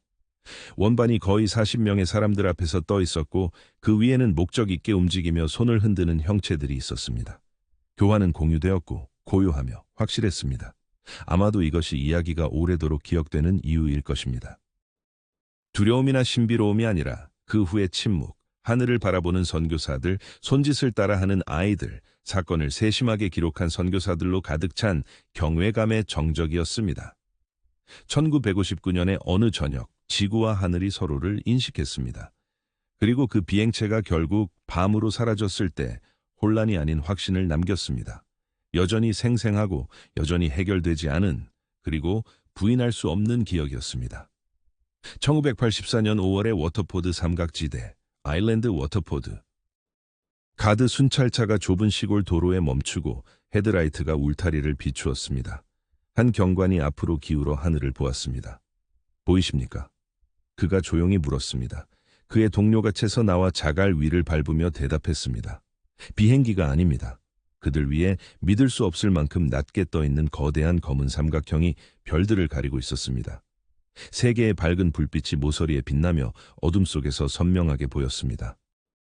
몇 분 동안 아일랜드의 밤하늘은 정체불명의 무언가에 속했습니다. 두 경관은 워터포드 외곽에서 일상 순찰을 하던 중 평범한 변화로 시작했습니다. 그 지역은 고요한 들판과 구불구불한 도로로 특징 지어졌습니다. 교통량은 드물고 가끔 농부나 화물차가 해안으로 가는 길이었습니다. 그들의 경로는 익숙했고 임무는 예측 가능했습니다. 순찰차가 직선 도로를 지나갈 때 한 경관이 수평선 위에 밝은 빛을 발견했습니다. 처음에는 특별할 것 없는 것으로 보였습니다. 아일랜드 하늘에는 더블린이나 샤넌으로 가는 비행기가 자주 지나갔습니다. 그러나 이 빛은 다르게 움직였습니다. 느리게, 일관되게, 비행기가 일반적으로 올라가는 것보다 훨씬 낮게. 경관들은 차량 속도를 줄였습니다. 단독의 빛은 곧 두 개의 빛과 합쳐져 완벽한 삼각형을 형성했습니다. 그리고 그 형태는 진정한 본 모습을 드러냈습니다. 하나의 거대한 비행체, 삼각형의 형태였습니다. 그 모서리에는 세 개의 흔들림 없는 불빛이 있었습니다. 그 사이의 공간은 비어있는 하늘이 아니라 단단하고 어둡고 거대한 것이었습니다. 그들은 차량을 주차하고 차가운 밤 공기 속으로 나와 하늘을 올려다보았습니다. 그들 위에 떠있는 삼각형은 마치 떠있는 구조물처럼 보였습니다. 경관들은 나중에 그 크기를 설명하는데 어려움을 겪었다고 고백했습니다. 한 명은 그것을 들판 위를 소리 없이 떠다니는 스포츠 경기장에 비유했습니다. 다른 목격자는 그것이 밤하늘을 가로지르는 도시 블록처럼 보였다고 설명했습니다. 그들은 그들의 임무 중 만난 어떤 비행기보다도 훨씬 더 크고 구조적인 존재였습니다. 그 비행체는 느리고 부드러운 우아함으로 움직이며 몇 분 동안 거의 정지해 있는 것처럼 보였습니다. 그것은 이해할 수 없는 조종으로 떠 있는 듯했습니다. 그 주변의 침묵은 압도적이었습니다. 엔진의 굉음, 프로펠러의 윙윙거림, 진동이 공기를 방해하지 않았습니다. 그저 별들을 감싸고 있는 거대한 검은 형태가 있었습니다. 그들의 직업적 삶 동안 그들은 난폭한 운전, 절도, 심지어 폭력 사건에 맞서 싸워왔습니다. 그러나 어둠 속에 불길하게 남아있는 미지의 존재와의 만남을 대비할 수 있는 것은 없었습니다. 경관들은 그들만의 관찰자가 아니라는 것을 잘 알고 있었습니다. 이웃 마을에서 늦은 시간 동안 소를 돌보던 농부들이 하늘을 바라보며 같은 검은 삼각형이 풍경을 가로지르는 것을 목격했습니다. 워터포드 시에서 돌아오는 한 가족이 도로 옆에 차를 세우고 멀리서 반짝이는 불빛에 매료되었습니다. 처음에는 낮게 비행하는 비행기로 추정했습니다. 그러나 삼각형의 윤곽이 드러나자 그들은 그것이 단일하고 단단한 비행체라는 것을 빠르게 인식했습니다. 아이들은 경탄하며 창문에 얼굴을 대고 어른들은 놀라움에 잠겼습니다. 한 남자는 정원에 서 있을 때 그 비행체가 위로 떠오르며 하늘을 어둡게 만들었고 그 하부가 거의 천체의 넓이를 가렸다고 회상했습니다. 그는 본능적으로 손을 들어 엔진의 굉음을 기대했지만 깊은 정적만을 맞이했습니다. 나중에 수집된 독립적인 보고는 경관들의 보고와 완벽하게 일치했습니다. 거대한 삼각형 비행체, 각 모서리에 확고하게 위치한 불빛이 조용하고 목적 있게 워터포드의 시골을 가로지르는 모습이었습니다. 목격자들, 즉 경관들은 이 목격을 세 가지 뚜렷한 단계로 설명했습니다. 초기 접근은 수평선에서 보이는 단독의 밝은 빛으로 시작되었습니다. 두 개의 추가 빛이 곧 뒤따르며 삼각형 배열을 형성했습니다. 이 시점에서 많은 관중들은 여러 비행기가 함께 움직이는 것을 목격하고 있다고 생각했습니다. 위에서 본 구역은 검은 삼각형의 확실한 현실을 드러냈습니다. 그 거대한 크기와 기괴한 고요함, 그리고 밤하늘을 가리는 모습은 일반 항공기와는 전혀 다른 무엇인가를 나타냈습니다. 도로에 배치된 경비원들은 그 압도적인 크기 아래에서 작아진 느낌을 받았습니다. 그러다 갑자기 이륙했습니다. 몇 초 동안 부드럽게 떠있던 비행체는 빠른 정밀도로 방향을 바꾸며 어떤 대형 비행기보다도 뛰어난 속도로 사라졌습니다. 그 변화, 즉 거의 정지 상태에서 빠르게 후퇴하는 모습은 목격자들을 충격에 빠뜨렸습니다. 다음 날, 2명의 가르다 경찰관은 공식 보고서를 작성했습니다. 그들의 진술은 세밀하고 사실적이며 일관성이 있었습니다. 삼각형 비행체, 그 불빛, 기괴한 침묵, 거대한 크기, 그리고 설명할 수 없는 가속을 자세히 기록했습니다. 독립적으로 제출된 민간인 진술도 이 설명과 정확히 일치했습니다. 농부들, 운전자들, 마을 주민들 모두 비슷한 방식으로 삼각형과의 만남을 이야기했습니다. 가르다 본부에서는 이 보고서가 적절히 기록되고 배포되었습니다. 이는 단순한 익명의 제보가 아니었습니다. 신뢰할 수 있는 법 집행관들의 맹세된 진술이었습니다. 아일랜드 방위군도 비밀리에 통보받았습니다. 공식적인 발표는 없었지만 이 문제에 대한 우려는 분명했습니다. 아일랜드 남동부는 중요한 대서양 접근로와 주요 해상 통로를 가지고 있었고, 이러한 크기와 기동성을 가진 미확인 비행체는 주목할 만한 일이었습니다. 신중한 조사가 시작되었지만 설명은 여전히 찾기 어려웠습니다.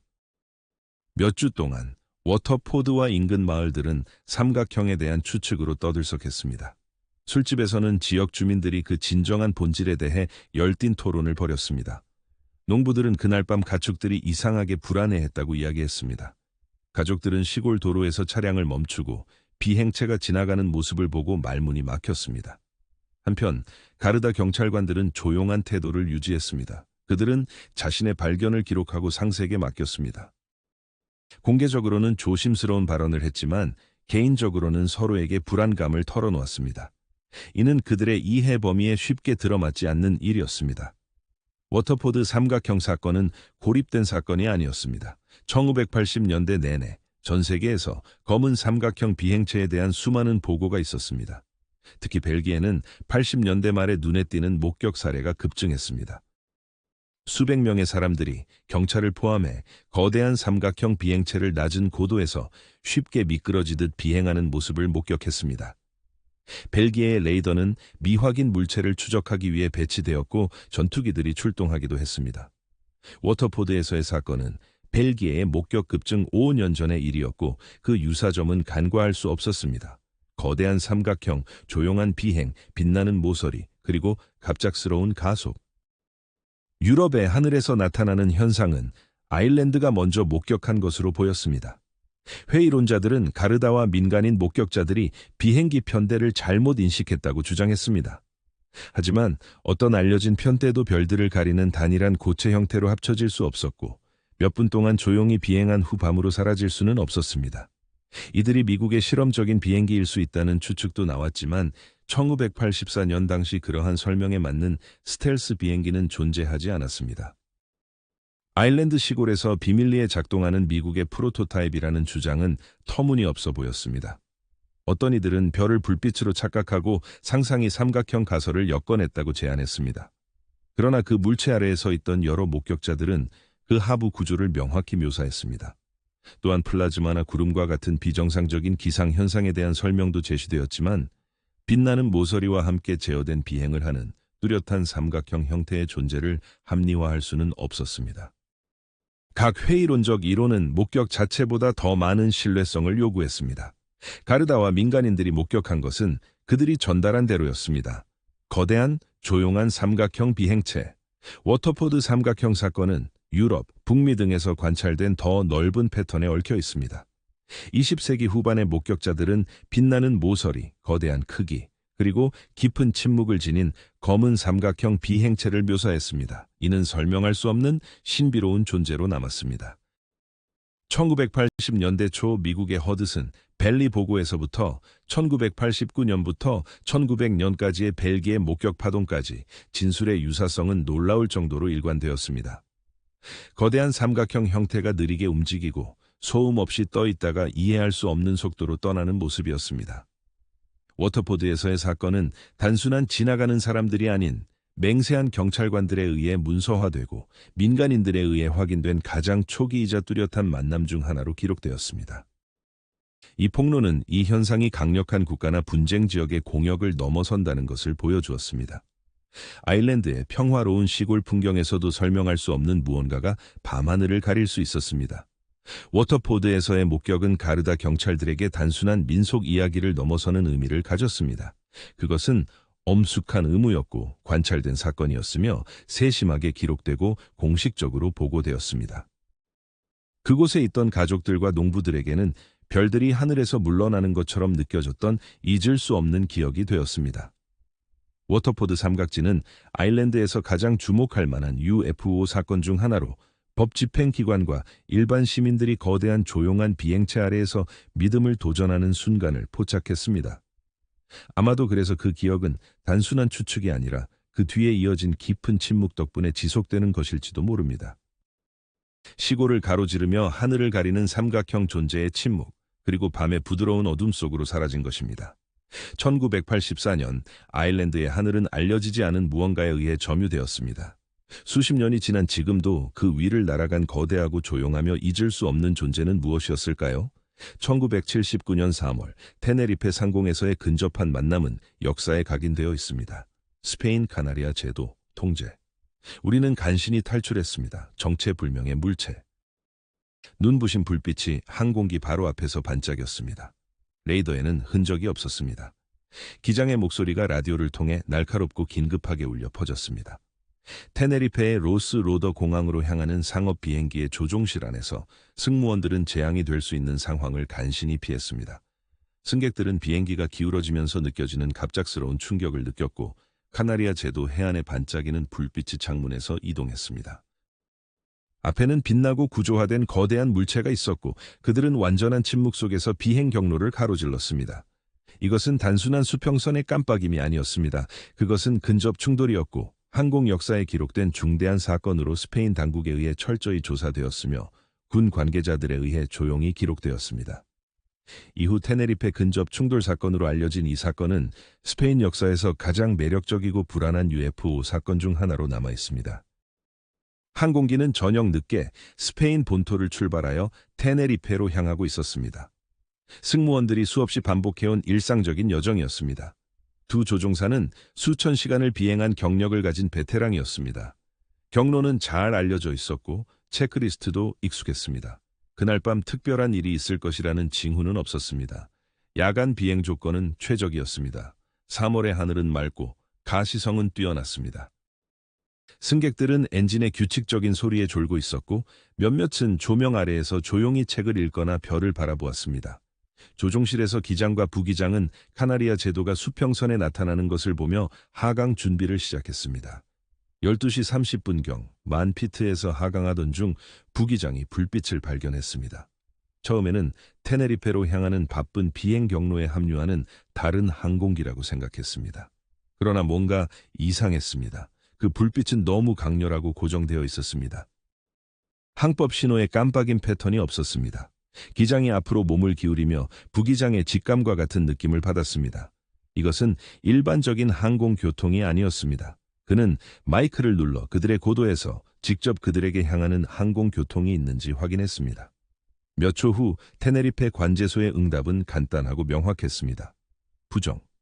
그들의 구역에는 항공교통이 없었습니다. 그들이 더 반응하기도 전에 정체불명의 물체가 빠르게 거리를 좁혔습니다. 두 조종사는 나중에 그 만남의 세부 사항을 일치되게 회상했습니다. 그 물체는 그들이 본 어떤 항공기보다도 거대했습니다. 눈부신 빛을 방출하면서도 그 안에 뚜렷한 구조를 가지고 있었습니다. 날카로운 모서리가 빛을 매혹적인 패턴으로 굴절시켰습니다. 그것은 신호탄도, 유성도, 환상도 아니었습니다. 그것은 단단했습니다. 기장은 본능적으로 항공기를 기울여 상승 회전을 하였습니다. 승객들은 깜짝 놀라며 자리를 움켜잡았고 기울어진 창문을 통해 조명들이 깜빡였습니다. 한순간 두 조종사는 물체가 그들의 경로를 가로지르면서 충돌을 준비했습니다. 너무 가까워서 시야를 가득 채웠고 그리고 그것은 놀라운 속도로 어둠 속으로 사라졌습니다. 이 모든 일은 1분도 안 되는 시간 안에 일어났지만 승무원과 승객들에게는 훨씬 더 길게 느껴졌습니다. 아드레날린이 그들의 혈관을 타고 흘렀습니다. 조종실은 불안한 침묵으로 가득 찼고 두 남자는 방금 일어난 일을 이해하려고 애썼습니다. 대부분의 승객들은 잠들어 있었지만 몇몇은 창문을 통해 그 물체를 보았습니다. 한 승객은 그것을 엄청난 빛으로 묘사하며 불안할 정도로 가까웠다고 했습니다. 또 다른 승객은 그것이 물리적 몸체를 동반한 빛처럼 보였다고 말했습니다. 그들의 증언은 짧았지만 조종실의 증언과 완벽하게 일치했습니다.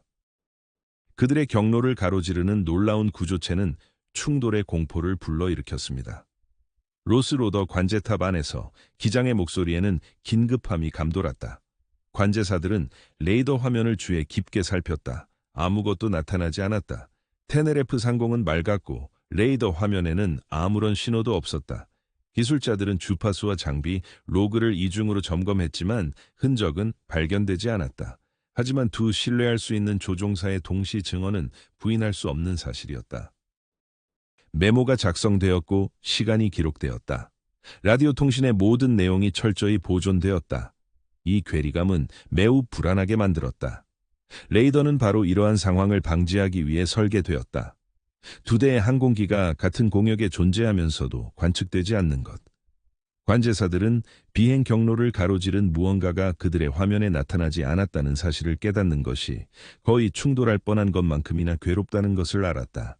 항공기는 무사히 로스 로더에 착륙했다. 조종석에서 기장과 부조종사는 보고서를 세심하게 작성했다. 그들은 레이더 확인 없이 비행 경로를 가로지른 밝게 빛나는 미확인 비행 물체를 기록했다. 추측은 피했지만 그들의 발언의 중대함은 명백했다. 민간 항공의 규정에 따라 이 사건은 근접 충돌로 기록되어야 했다. 승객들의 진술이 체계적으로 수집되었다. 관제탑의 로그는 이 정보로 보완되었다. 아침이 되자 파일은 내용으로 가득 차기 시작했다. 스페인 민간 항공 당국은 조사를 시작했고 곧 기장과 부조종사의 조종석 진술, 사건 당시 주에 깊었던 승객들의 증언, 라디오 교환과 레이더 점검의 기록이 포함될 예정이다. 스페인 공군의 개입은 신속했다. 로스 로더는 민간과 군의 공동 감독하에 운영되었기 때문에 카나리 제도 상공의 미확인 물체는 전략적 중요 사안이었다. 관계자들은 승무원과의 인터뷰를 시작하고 로그를 검토하며 섬 전역의 여러 기지에서 레이더 테이프를 요청했다. 그러나 어떤 불일치도 발견되지 않았다. 비공식적으로 이 사건은 나토에 전달되었다. 조사는 간단했다.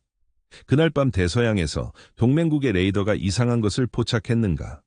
공개적인 답변은 결코 오지 않았다. 국제항공계에서 테네레프 사건은 난제를 던졌다. 국제민간항공기구는 근접 충돌에 대한 절차를 갖추고 있었지만 구조적이고 거대하며 밝게 빛나면서 레이더에는 보이지 않는 물체에 대한 절차는 없었다. 침묵이 가장 신중한 행동으로 떠올랐다. 파일은 결국 미확인 비행 물체라는 단 한 문구로 마감되었다. 설명도 가설도 공적 논의도 없었다. 회의론자들은 대안 이론을 제시했다. 금성이 가능성으로 제기되었지만 금성은 비행기의 비행 경로에 그렇게 가까이 접근하지 않으며 전문 조종색의 회피 기동을 하도록 강요하지 않는다. 유성도 고려되었지만 대개 아래로 떨어지며 가시적인 흔적을 남기고 몇 초밖에 지속되지 않는다. 반면 이 물체는 수평으로 이동하며 형태를 유지하고 정밀하게 조종했다. 일부는 비밀 군용 항공기의 존재를 추측했지만 1979년 당시 이러한 특성을 가진 차량은 알려져 있지 않았다. 거대하고 빛나며 레이더에 보이지 않고 즉각적인 가속이 가능한 대서양에 자리 잡은 카나리 제도는 어떤 공인된 시험장에서도 멀리 떨어져 있었다.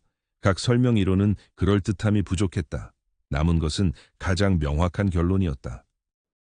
조종사들은 그들이 보고한 대로 정확히 보았다. 미확인 출처의 구조적 빛나는 물체. 테네레프 사건은 단독 사건이 아니었다. 1978년 12월 에롤리네아스 아르헨티나의 승무원도 남미 상공에서 비행기를 따라가는 빛나는 구조적 물체를 보고했다. 1986년에는 일본 항공 1628편에서 또 다른 놀라운 보고가 있었다. 이 항공기는 알래스카 상공에서 레이더와 여러 승무원에 의해 추적된 거대한 UFO를 만났다. 상업용 조종사들이 미확인 비행 현상을 경험하는 경향이 뚜렷해졌다.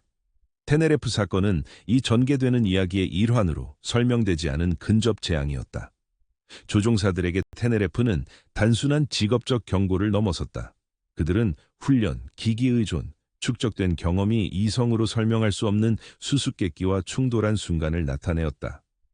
그들은 자신의 책임을 완벽하게 수행했다. 관찰하고 반응하고 보고했지만 답은 여전히 엘리시브했다. 승객들에게는 재앙과의 근접 접촉이 되었다. 예상치 못한 급선회, 눈부신 빛, 충돌의 공포. 그들이 지구에 닿은 후에도 오래도록 남을 기억이었다. 항공교통 관제사들에게는 그들의 한계를 상기시켜주는 강렬한 교훈이 되었다. 레이더는 침묵으로 그들을 배신했지만 분명히 거대한 무언가가 공역에 존재했다. 스페인 공군도 또 다른 기밀 파일을 아카이브에 추가하며 철저히 기록되었지만 영원히 설명되지 않았다. 1979년 3월 맑은 밤 대서양의 테네레프 근처에서 상업 비행기가 재앙의 위기에 처했습니다. 거대한 빛나는 물체가 경고 없이 비행기의 경로를 가로질렀습니다. 레이더는 그 존재를 감지하지 못했고 어떤 당국도 설명을 하지 않았습니다. 조종사들은 문서를 제출했고 승객들은 두려운 순간을 회상했습니다. 공군은 관찰 결과를 기록한 후 침묵에 빠졌습니다. 테네레프 근처의 충돌 사건은 항공 역사상 가장 소름 끼치는 UFO 사건 중 하나로 남아 있습니다. 규제된 공역 안에서도 여전히 미스터리가 존재한다는 것을 상기시킵니다. 1976년 9월 대서양의 레이더 침입 사건이 모로코 해안에서 발생했습니다. 레이더 조작자는 화면에 고체 목표물이 나타나자 얼어붙었습니다.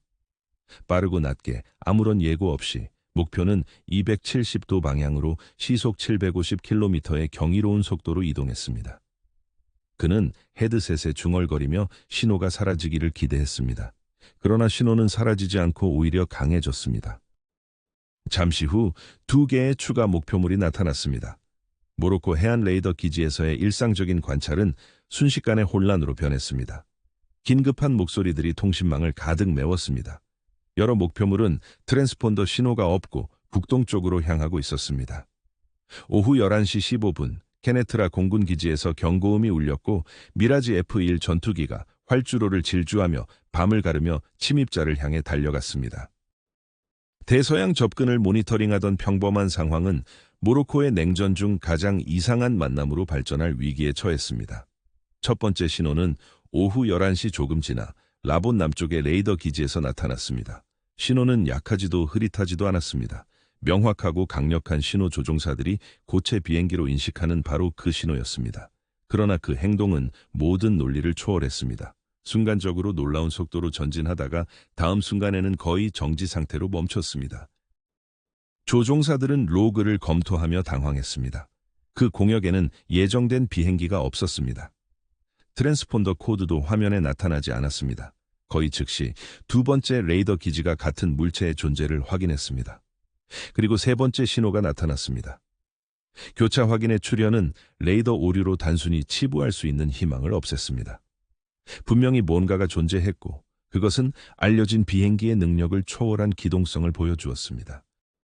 조작자들이 화면을 계속 모니터링하는 동안 새로운 에코가 발생했습니다. 이제 최소한 4개의 미확인 물체가 보였고 일부는 동기화된 경로로 비행하며 다른 일부는 수직으로 급격하게 방향을 틀었습니다. 각 에코는 뚜렷하고 흔들림 없이 강력했습니다. 그 시간대에 일반적으로 고요한 대서양 회랑은 이상 현상의 무대가 되었습니다. 작전센터에서 근무 중인 장교는 신속하게 결정을 내렸습니다. 전투기를 출격시키라.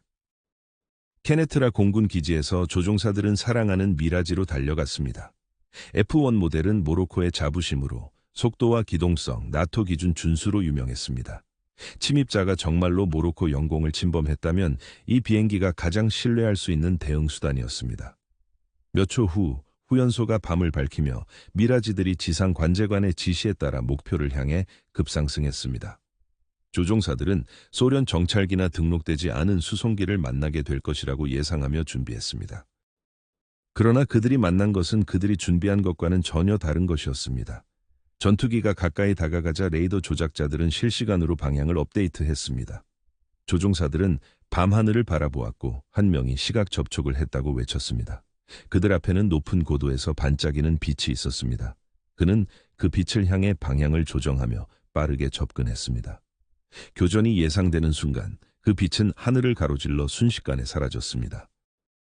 놀랍게도 그의 온보드 레이더는 목표를 계속 감지하고 있었습니다. 또 다른 조종사가 고정된 빛에 접근하고 있다고 보고했습니다.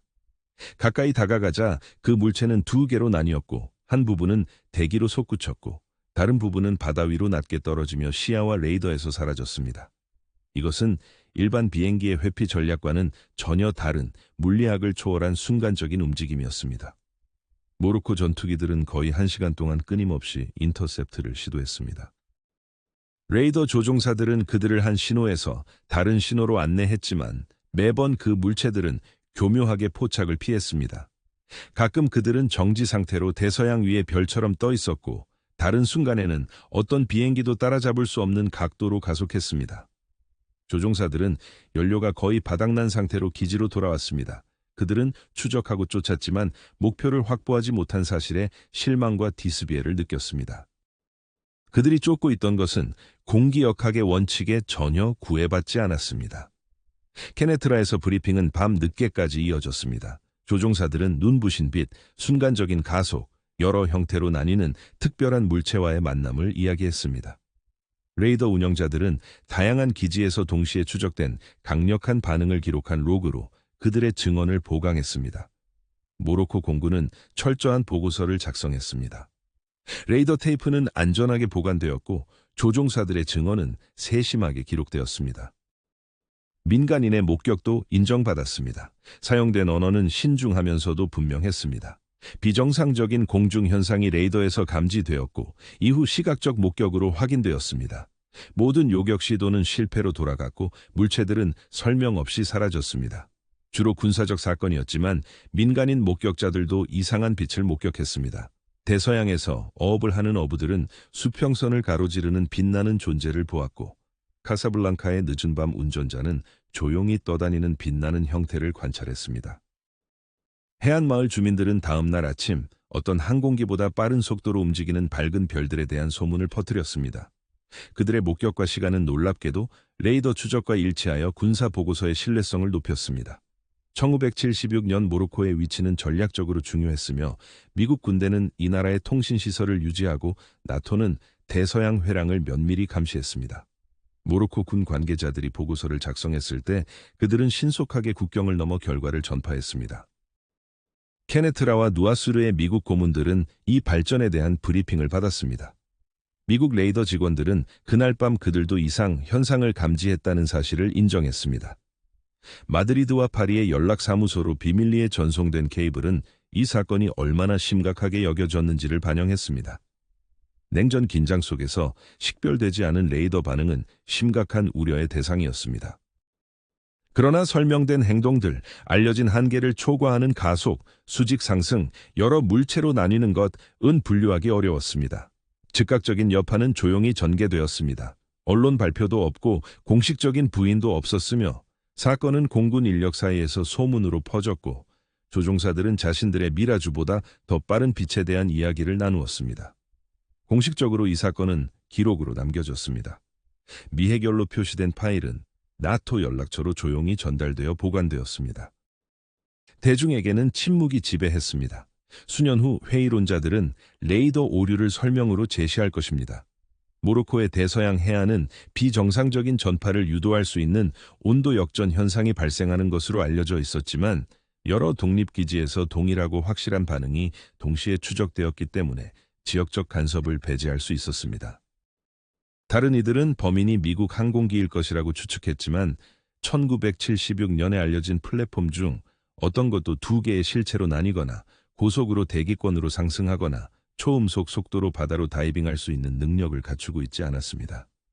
조종사들은 레이더 유령과 일반 제트기의 행동을 잘 알고 있었기 때문에 이러한 이론을 일축했습니다. 그들이 본 것, 쫓았던 것은 분명히 달랐습니다.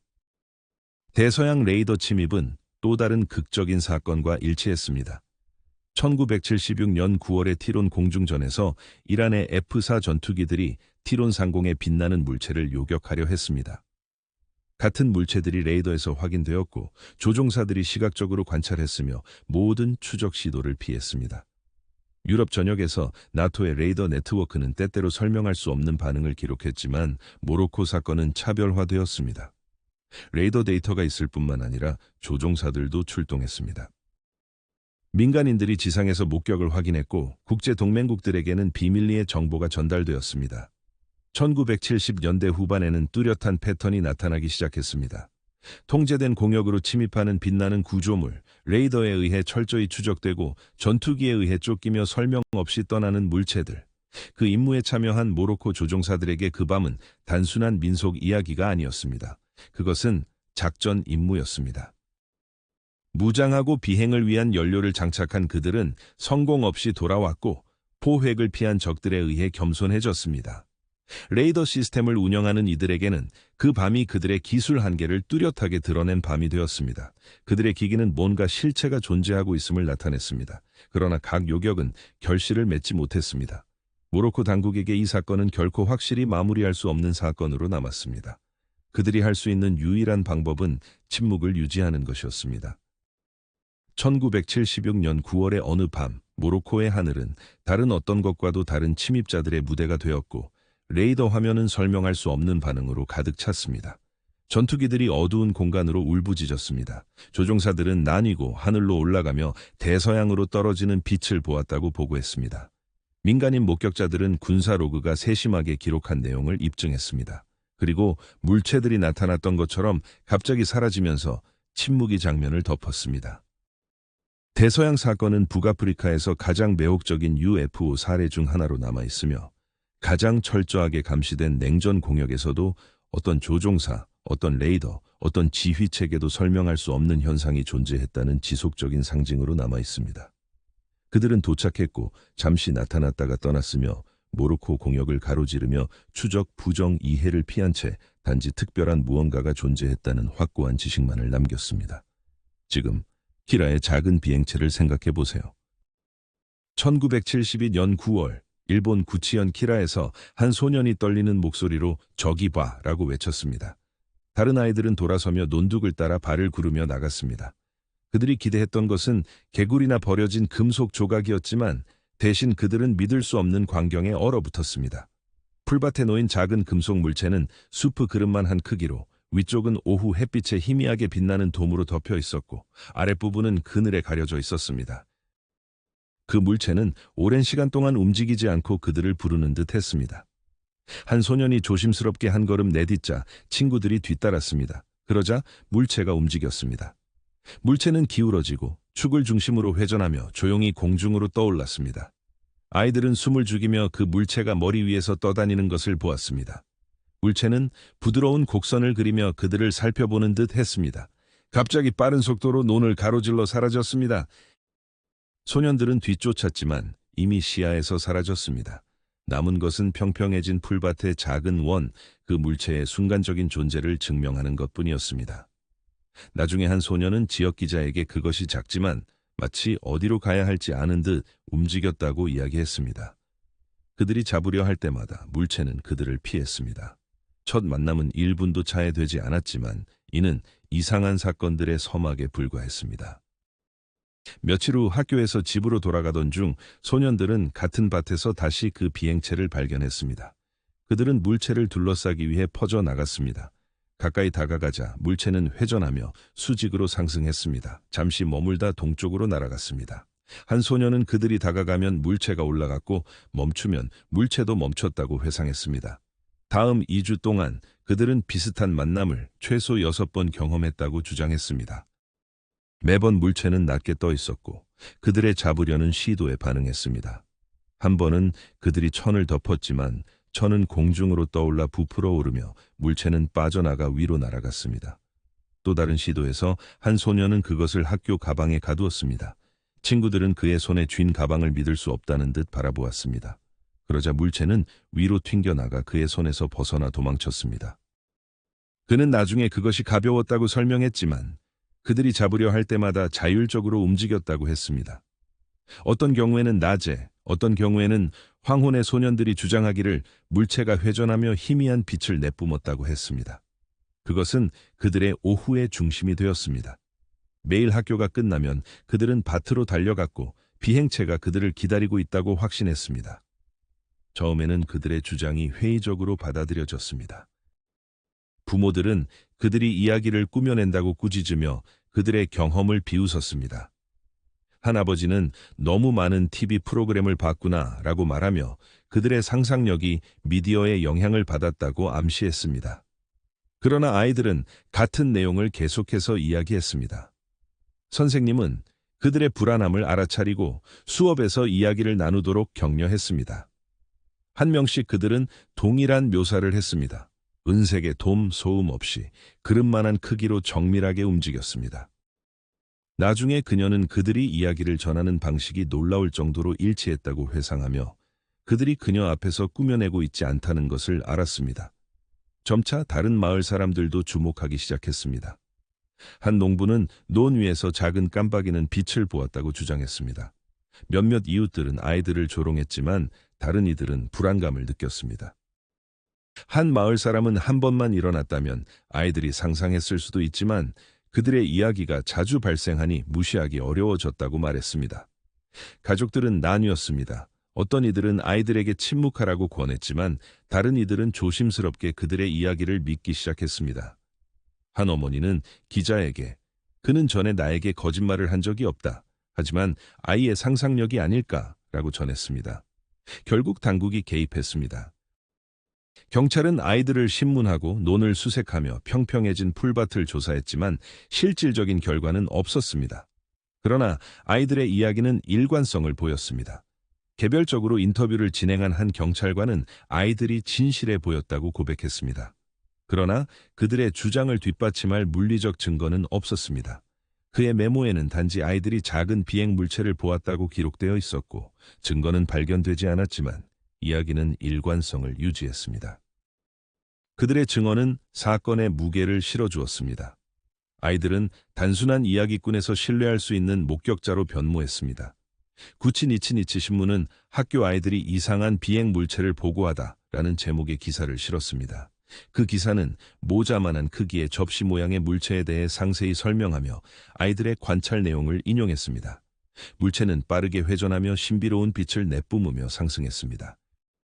시코쿠 전역의 다른 신문들도 이 사건을 보도하며 기자들이 마을 사람들을 찾아가고 심지어 밤에 밭을 지키기도 했습니다. 한 기자는 잠깐의 은색 깜박임을 보았다고 주장했지만 그것이 너무 짧아서 입증할 수 없다고 인정했습니다.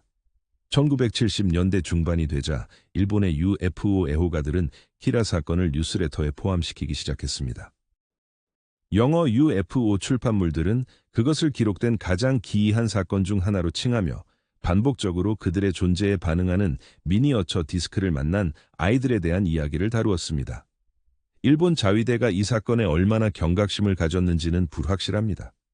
일부 연구자들은 보고서가 군 관계자들에게 전달되었을 것이라고 추측합니다. 특히 냉전에 긴장된 시기에 말이죠. 하지만 어떤 조사가 이루어졌다면 그것은 공개적으로 드러나지 않았습니다. 가을이 끝나갈 무렵 경찰은 사건 파일을 닫고 기자들은 다른 이야기로 넘어갔으며 관계자들은 침묵 속으로 들어갔습니다. 그 사건은 관련된 소년들에게 지울 수 없는 흔적을 남겼습니다. 학교에서 그들은 공책에 돔과 접시의 낙서를 가득 채웠습니다. 일부 친구들은 그들의 호기심을 비웃었지만 다른 친구들은 그들의 이야기를 듣고 싶어 했습니다. 집에서는 이 주제로 열띤 토론이 벌어졌습니다. 부모님은 아이들에게 그만두라고 했지만 소년들은 자신들이 실제로 특별한 것을 경험했다고 주장했습니다. 세월이 흐른 후 한 소년은 부모님이 잊으라고 했던 일을 기억하며 그 생생한 경험을 어떻게 지울 수 있었겠냐고 말했습니다. 그들은 그것을 만졌고 그것이 실제라는 것을 알았습니다. 마을 사람들은 그 사건의 기억을 간직하고 있었습니다. 농부들은 장난감 접시를 가볍게 여기면서도 자세한 이야기를 요구받으면 불편해했습니다. 선생님들은 소년들이 얼마나 단호했는지를 기억했습니다. 그러나 겨울이 오자 새로운 이야기들이 헤드라인을 장식하며 기라의 사건은 대중의 기억 속에서 사라졌습니다. 오직 UFO 연구자들의 기록 속에만 남아 있었습니다. 이 사건은 일본의 풍부한 민속과 연결되었습니다. 농촌 지역에서는 하늘에 떠 있는 신비로운 빛, 히토암에 대한 보고가 많았고 어부들은 바다에서 나오는 등불에 대해 이야기했습니다. 일부는 소년들의 경험이 이러한 전통적인 이야기와 유사하다고 생각했습니다. 그러나 그들의 묘사는 명확히 기계적이고 금속적이며 목적이 있었습니다. 민속은 기계로 변모한 것이었습니다. 1970년대는 일본 전역에서 UFO에 대한 관심이 급증한 시기였습니다. 번역된 책과 잡지들은 비행 접시에 대한 이야기를 널리 퍼뜨렸고 작은 UFO 단체들은 계속해서 보고서를 모았습니다. 그러나 쿠치현에서는 일상적인 생활이 과학소설의 세계보다 농업에 더 집중되었습니다. 마을 사람들은 이 사건을 세 가지 관점에서 바라보았습니다. 목격한 것을 이야기하는 아이들, 오래된 유령 이야기를 꺼내는 부모들, 그리고 이 경험을 소형 접시의 목격으로 프레임화하는 기자들. 회의론자들은 반박했습니다.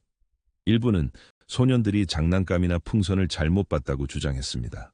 다른 이들은 허위 주장이라고 비난했지만 소년들의 이야기는 변함없이 일관되었습니다. 그들은 떠다니고 빠르게 움직이며 잡히지 않는 금속 원반을 묘사했습니다. 풍선이 가방을 들어 올리거나 천으로 만든 덫에서 탈출할 수는 없었습니다. 깡통 장난감은 소년들이 묘사한 빛과 움직임의 정밀함이 없었습니다. 1972년에는 원격 조종 모델이 있었지만 그것들은 드물고 비쌌으며 묘사된 민첩성을 제공할 수 없었습니다. 기상풍선은 가끔 하늘을 채우기도 했지만 바람에 따라 떠다니며 소년들이 그린 접시와는 전혀 달랐습니다. 결정적인 증거가 없자 회의론자들은 이야기를 허황된 것으로 치부했습니다. 그러나 수십 년 후 몇몇 소년들이 성인이 되어 인터뷰를 받았을 때 그들의 증언은 변하지 않았습니다. 그들은 여전히 설명할 수 없는 그 신비로운 비행체를 묘사했습니다. 시간은 흘렀습니다. 논밭은 수확되었고 아이들은 성장했으며 이야기는 신문에서 사라졌습니다. 그러나 소년들에게 그 기억은 여전히 남아 있었습니다. 한 소년은 나중에 이렇게 말했습니다. 작지만 장난감처럼 보였지만 어떤 면에서는 확실히 살아 있었다고. 그것은 그들을 인식하는 듯 움직였습니다. 그들의 변함없는 기억이기라 사건을 특별하게 만듭니다. 일반적으로 아이들은 잊거나 과장하거나 자기 모순에 빠지지만 여기서는 수십 년이 지나도 그들의 이야기는 변함이 없었습니다. 연구자들에게 이 사건은 조용한 수수께끼로 남아 있습니다. 레이더로 확인된 대규모 목격이 아니라 만질 수 있을 만큼 작고 미세한 비행체의 발생이었습니다. 당국은 이를 기록했지만 결국 보관해두었습니다. 신문은 이 이야기에 대해 적은 분량을 할당했지만 소년들은 그것을 실제 경험으로 간직했습니다. 기라의 이 작은 비행체는 무엇이었을까요? 장난? 발견되지 않은 장난감? 아니면 전혀 다른 무언가였을까요? 어떤 결론도 내려지지 않았고 어떤 증거도 제시되지 않았습니다. 남아있는 것은 신비를 잠시 엿본 아이들의 증언뿐입니다. 때때로 미지의 세계는 하늘을 가로지르는 찬란한 빛으로 나타나지 않습니다. 때로는 작고 장난스럽고 조용하게 논밭 위에 떠 있다가 밤의 어둠 속으로 사라집니다. 여기서 들리지 않는 소리에 잠들기 8권의 결론에 도달했습니다. 그림자 속에서 어떤 이야기가 당신의 마음에 남았나요? 깨어나면 댓글로 당신의 생각을 나눠주세요. 우리는 항상 귀 기울이고 있습니다. 그리고 다음에 어떤 이야기를 다뤄주길 원하는지도 함께 알려주세요. 다음 저녁에 다시 만날 때까지 편안한 휴식을 취하고 계시길 바랍니다.